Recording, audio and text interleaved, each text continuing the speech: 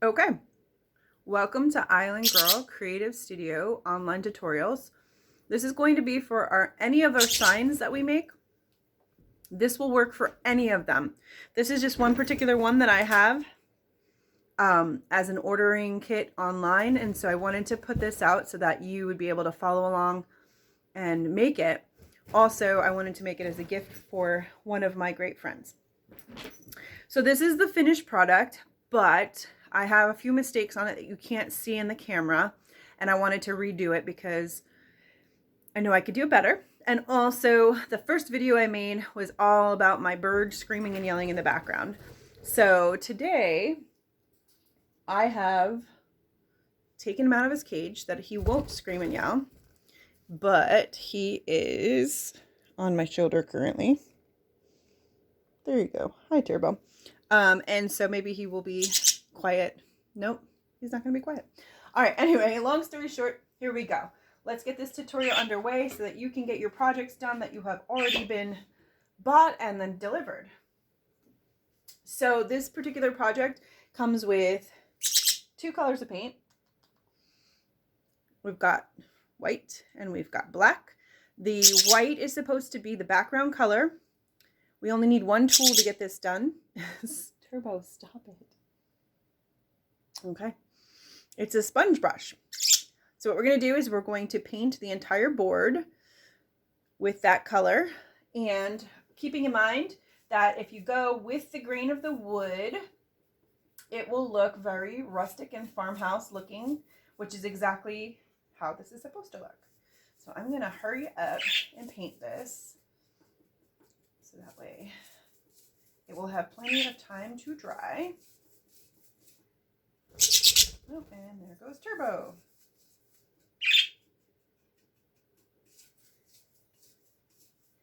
I used to have 2 birds.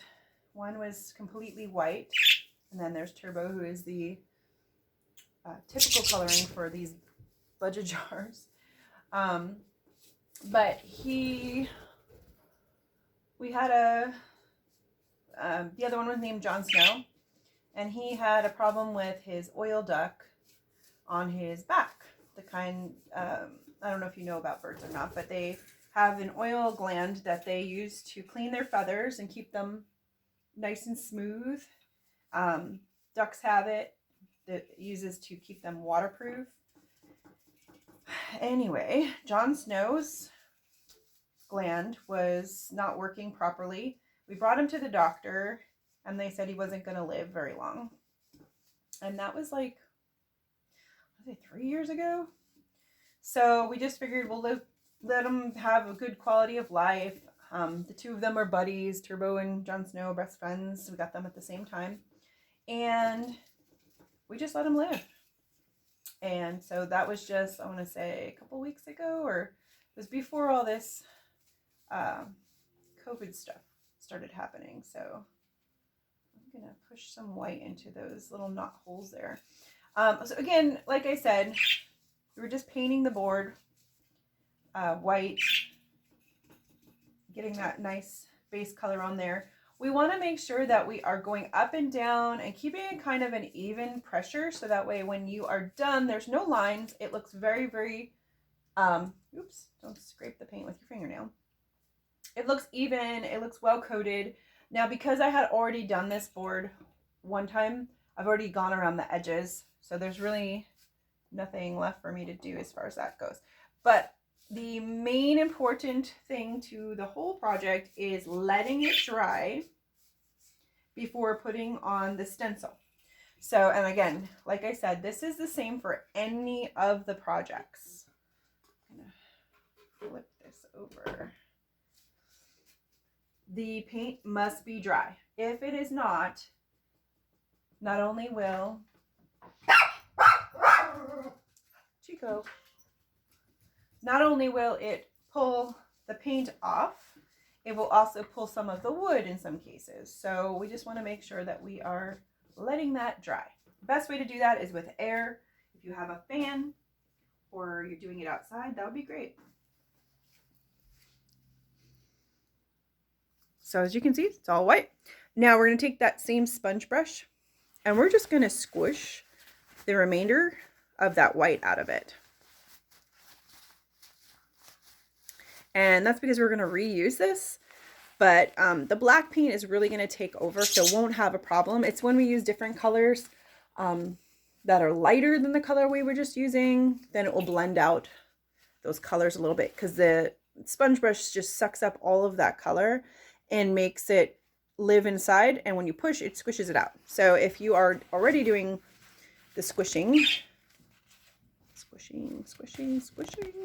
then you don't have to worry about it. So the black paint will just go right on top of that, and then we'll be able to put our stencil together. Let me get the stencil ready. So the next step, again, this is a tutorial that will work for any sign. So I won't be doing another tutorial on sign making, because this will be enough for all of them. I'll just do them per project. And then of course, each painting that we do, I'll do a tutorial for it, because each one is going to be different. But so now we have our stencil, and it has 3 layers to it. It has a clear top layer, it has the blue stencil paper, and then it has the background, which is the part that's going to come off first. So I suggest that you do this on a flat surface. I'm going to do it on the board, even though it's up and down, just to show you what it looks like, because I don't have a way to change the camera all around yet. But so this is how we're going to pull it off. You're going to pinch, let me see, pinch a corner until you get that white to separate from your stencil. And then what I want you to notice is the blue is going to try to come off onto the white part. We don't want any blue on this white part. We want it all to stay together. So if you push it down on your flat surface, which this is flat, it's just vertical, and roll it back, you can push the blue back down as you go. And just keep in mind to go very, very, very slow, because you can rip the stencil, and if you rip it, you have just created a place for the paint to escape to, and that will ruin your design. So you go very, very, very slow. I'm going to go semi-quick because I've done this before, and I'm pretty good at catching all the little pieces that like to escape. So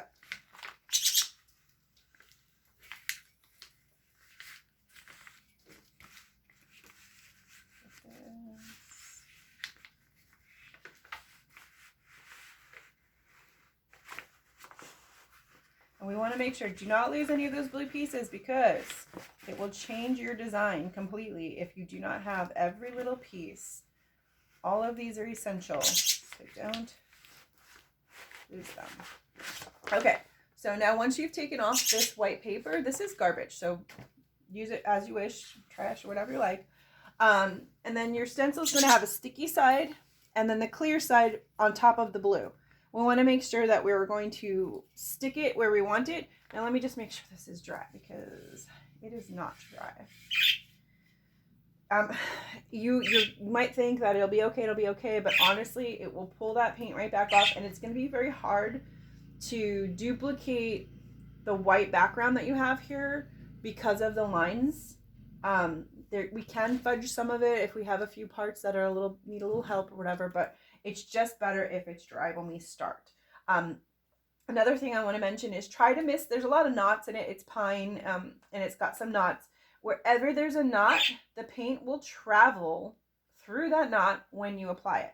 So you want to make sure that if you have the option to lay this down, try to miss as many of those knots as possible. Whether that's, ooh, that might work just perfect. Oh, please. Okay. My paint seems mostly dry, so I'm going to play Russian roulette. And let's see, there's a knot there, there's a knot there. This one right here, if I'm really careful, I can probably miss it.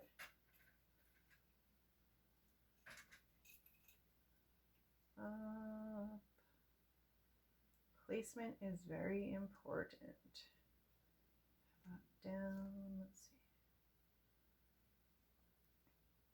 I've almost got it. I feel pretty good. Hi, Turbo. Okay, I feel pretty good about where this is landing. Okay, so once you've got it in the approximate place that you want it, you're going to give it a preliminary rub down. Just rub that down and make sure there's no bubbles anywhere. Then the next thing you want to do is you want to take your finger, this is your tool, and you're going to rub every single, oh, Turbo, careful, Turbo. Every single little piece of this stencil that is white, because what we're trying to do is create a really great bond between the wood and the stencil. We don't want any of the paint to travel under that stencil. So let's just get that down really good. When you do this, I'm going to bring it closer so you can see.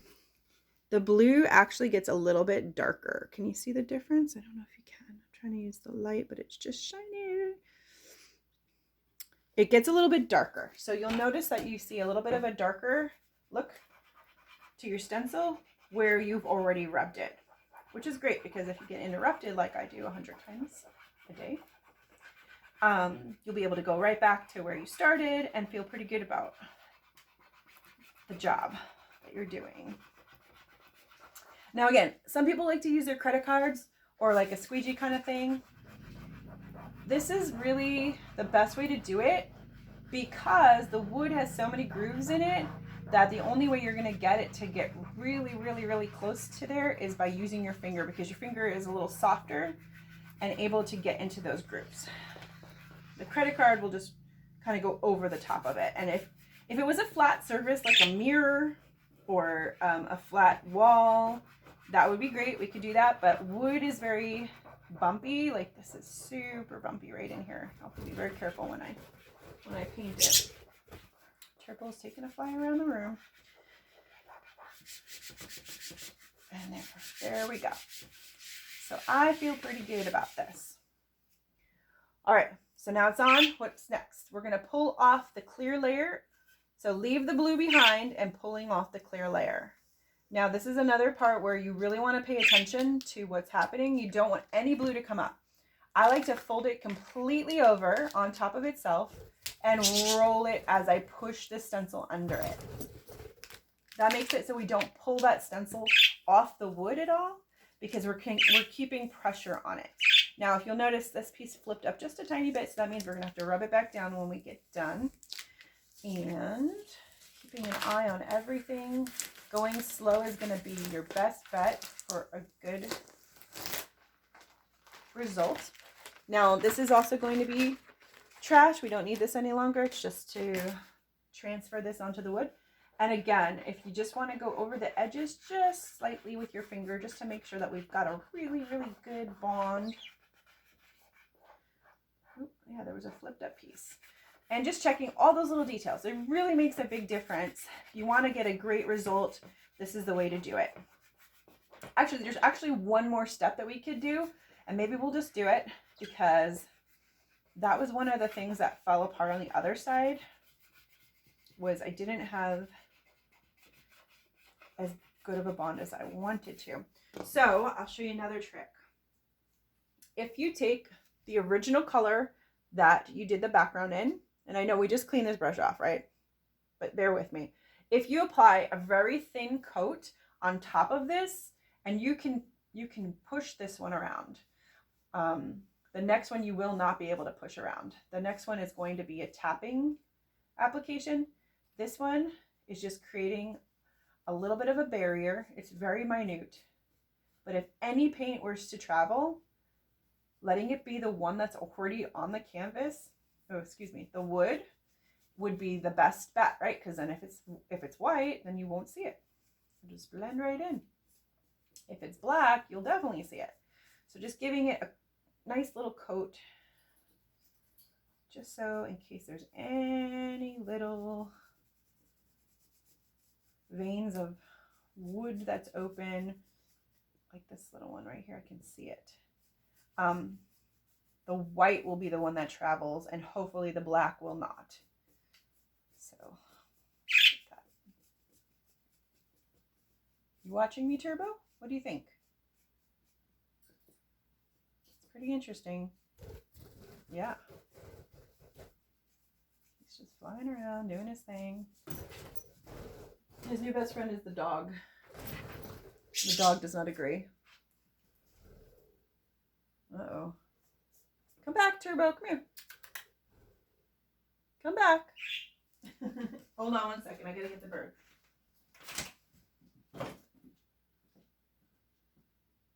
Turbo.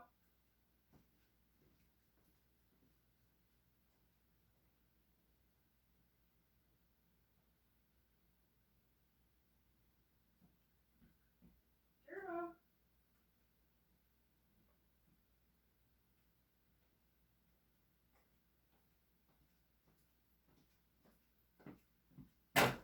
Oh, you tricky little booger.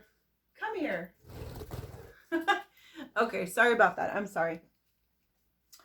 Just wanted to make sure that the bird wasn't where the cat could get him. All right, so back on track. So that had a moment to dry, which is good. A pause is good. We're gonna do that thing again where we squish out the paint. We don't have a lot in there because we just put a little bit on the top of it, so it should be just fine. So we're just gonna go ahead and squish that paint off of there. And next we're gonna apply the black. So you get black and white with this particular project. Other ones will come with different colors and you'll just have to use different brushes or clean off the sponge brush in between applications. Now you're going to take some black paint, and I definitely want you to get a good pull on there first to get it all solid. Then I want you to make a little blobby on the side of your stencil. So this has nothing to do with what's going on here. It's just a blob on the side of the stencil. And that's where we're going to pull from to go through almost a majority of this stencil, hopefully. The way we apply this paint is we just tap. So just start wherever you want. I like to start from the top and work my way down. And you're just going to tap, and it's going to seem like it takes a really long time. And it might, depending on how fast you move. But we want to make sure that we're only tapping, tapping, tapping, because we don't want to push that paint around like we did with the white. It can go under the stencil. And I feel like I might be over explaining, but I really want you to understand what we're doing so that way you get a really good product at the end of this. I want you to be proud and happy about what you're doing, and I want you to want to do it again.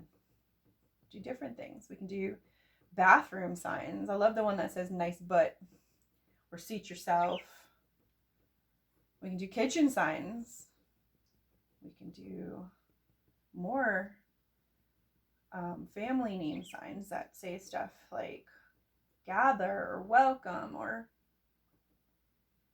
your name on it, or it can be, these can be great gifts for your family, your friends, baby showers, bridal showers. These are great. I'm putting it on a little bit thick. I'm getting very excited and trying to get through the video because I found that if I go over 30 minutes, it breaks it into 2 videos, and we don't want to do that. I want it to be just one. Easy to watch, easy to follow along. And you can pause it at any point if you just need a moment to get through the next step. And that's what's great about these videos, is it's on your own time. It's not my time, it's your time. And I just really want you to see the end result. And plus, I want to give this to my friend because she's just darling, and I want to thank her for being so kind.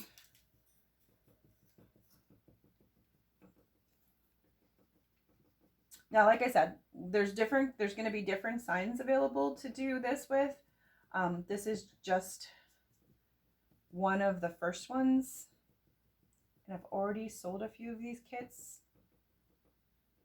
So trying to get this video ready for those of you who have these at home and you're waiting for me. Sorry. Today's my daughter's birthday, and we're supposed to be meeting my mom at the Blue Man Group in Orlando after a fun day at Volcano Beach Resort in Orlando. And instead, we are home.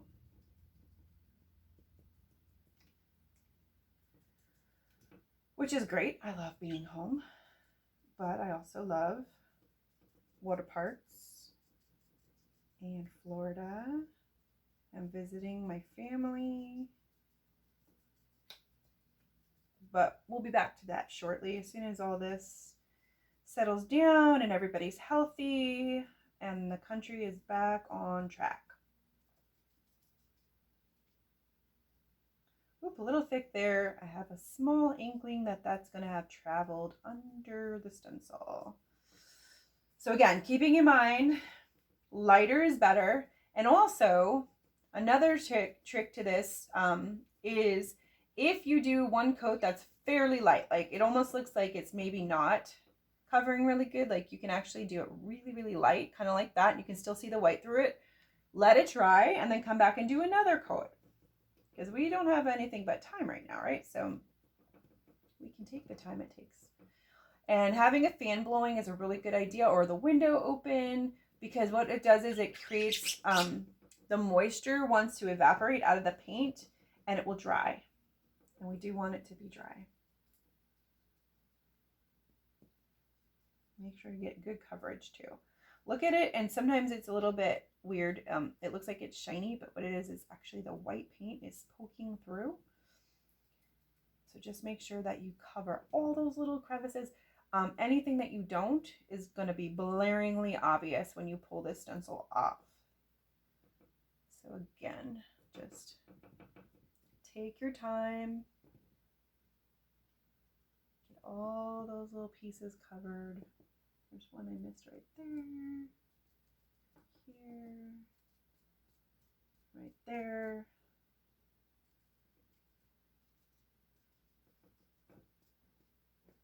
Boy, there's a lot.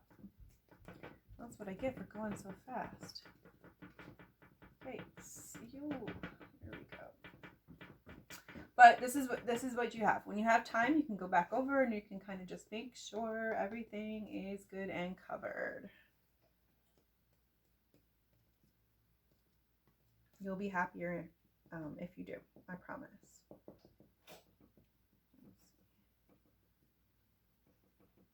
And if you notice, I haven't picked up any new paint.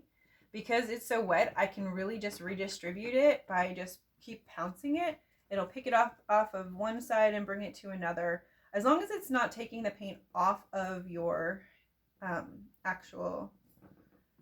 painted part, you're good. What it should be doing is just picking it off of this stencil, which is very slick, and moving it to another place. Oop, yeah, the L. Oy. Okay. I think that's looking pretty good. All right, so we'll give that a second just to dry. I'm going to grab something. I'll be right back again.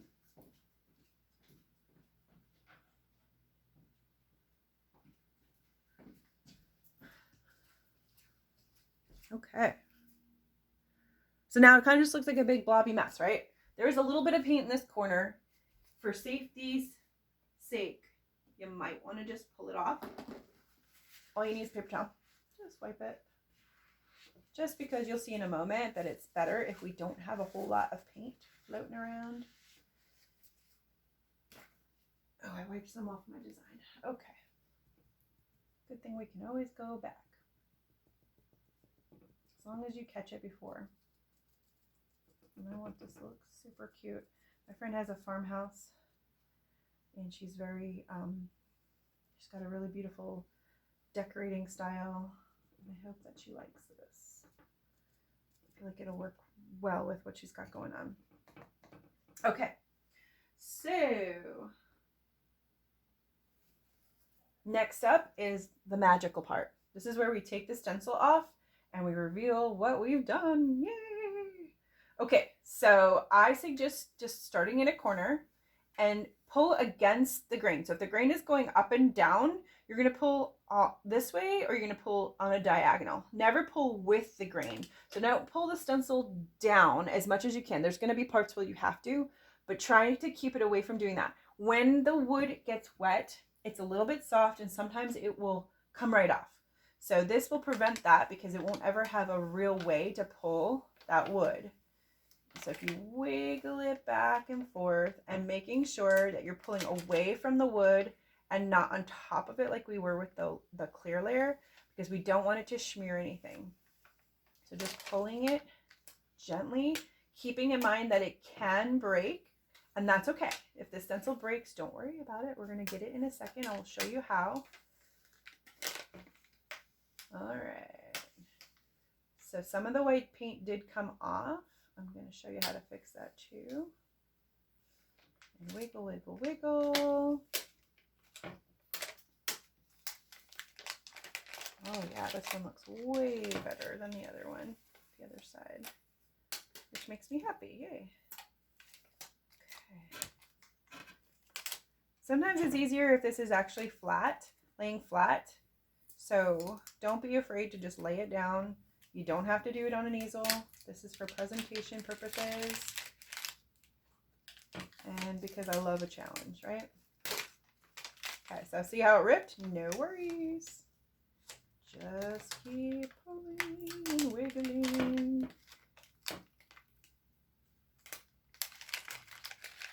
Don't be concerned about what's going on.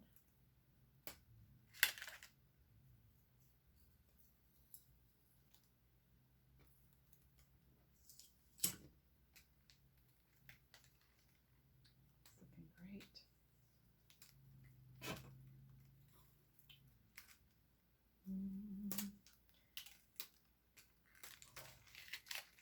Beautiful.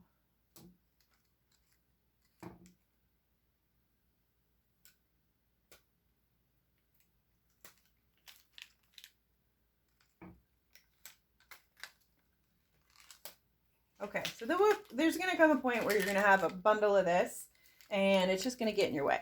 So if you can place it someplace safe where it's not going to get paint on anything else, then that's great. You are going to have paint on your fingers. Be aware of that so that if you touch this, you will be transferring paint onto your project. We don't want that to happen. So we have things like this. I call them pickers. I got this one at Harbor Freight. Let's see, there we go. And it has two different sides to it. It has this side and this side. And what it does is it picks up vinyl off for you so that you don't have to get your fingers in it.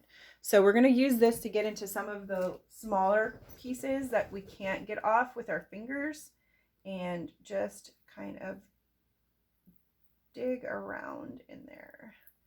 Just kind of getting it to release from the wood. Turbo, what are you doing? Silly little birdie. Okay, another good piece.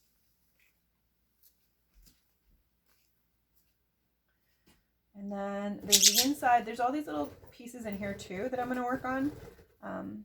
Maybe I'll work on that next so you can see. And I call this the magic part because it really just, look at how it just comes to life. It's just gorgeous. Like magic.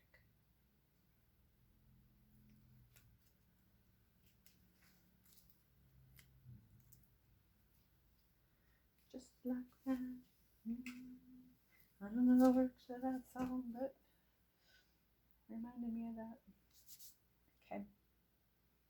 So that's right. What are you doing? Leave the dog alone, Turbo. Jeez.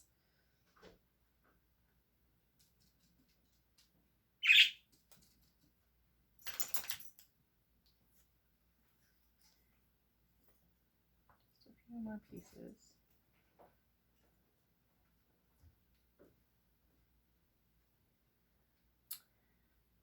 Trying to, the paint is still wet, which you can do it wet or you can do it dry, but you have to just be careful.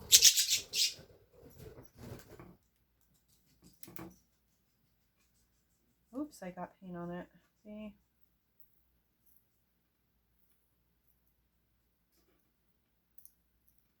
Wiggle, wiggle, wiggle. This is the only part that takes some patience, and that's okay. Remember, we have time. We have patience, right? Maybe we don't have patience, but we have time.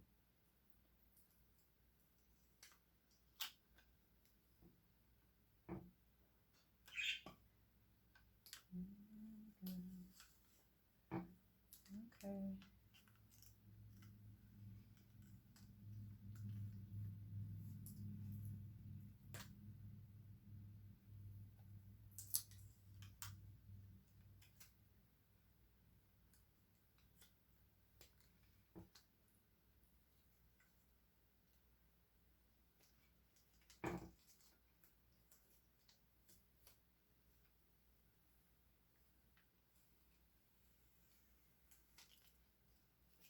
Ooh, look at how pretty that looks.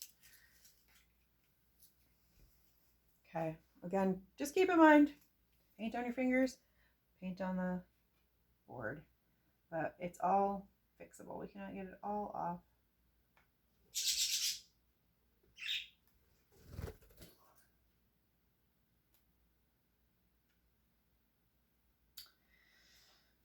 So pretty.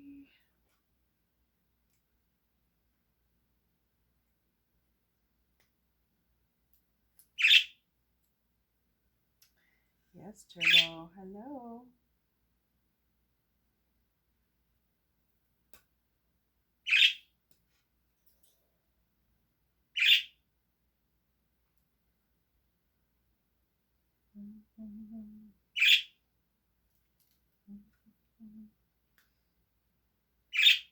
Oh, as far as these tools go, Cricut makes one. It's pretty expensive. It does work well. But also, you can order stuff on Amazon. I actually use dental tools. Or, like I said, these are from Harbor Freight. They come in different colors and sizes and shapes. And then there's also, you can use toothpicks. What else have I used? Anything pointy, pokey. You can really get in there and you're just pulling that vinyl off. Now, there's a few little tiny little tweaks here and there that kind of got away from me. It's okay because it's rustic and it's farmhouse looking, so I think I'm going to leave it alone. But there is like a few little pieces right here with the white that kind of got pulled off a little bit. So here's another tip. Finger. And then just wipe it on there. And as long as you're going in the same direction as the paint that was behind it, it should just blend in really good. You can also use a tiny little paintbrush if you want to. I'm a big fan of using my fingers. But again, there's just these little tiny pieces here and there that are